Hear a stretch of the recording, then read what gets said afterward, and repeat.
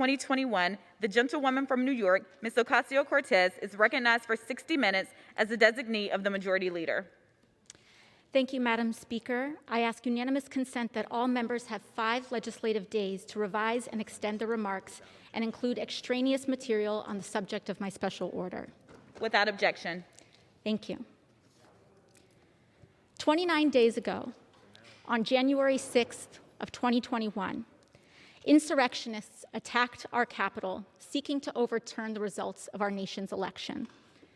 29 days ago, the glass in and around this very chamber was shattered by gunshots, clubs, by individuals seeking to restrain and murder members of Congress duly elected to carry out the duties of their office.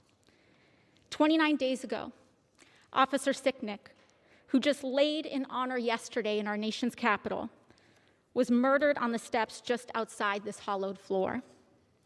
2 Capitol police officers have lost their lives since, in addition to the 4 other people who died on the events of January 6th. 29 days ago, food service workers, staffers, children ran or hid for their lives from violence deliberately incited by the former President of the United States.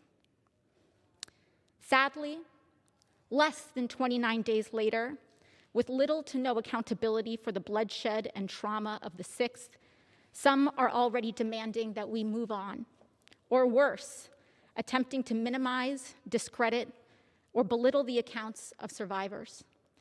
In doing so, they not only further harm those who were there that day and provide cover for those responsible, but they also send a tremendously damaging message to survivors of trauma all across this country, that the way to deal with trauma, violence, and targeting is to paper it over, minimize it, and move on.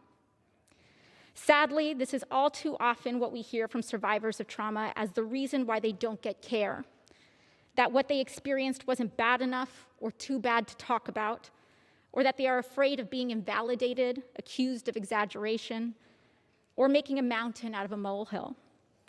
As a result, thousands, if not millions, deny themselves the care that they need and deserve to live better lives. 29 days ago, our nation's capital was attacked. That is the big story. And in that big story reside thousands of individual accounts, just as valid and important as the other. Tonight, for this special order, we will begin to hear and commit to the congressional record just some of those many stories.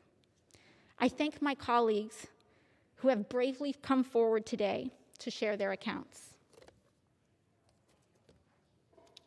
And with that, I yield to my friend, Mr. Welch from Vermont.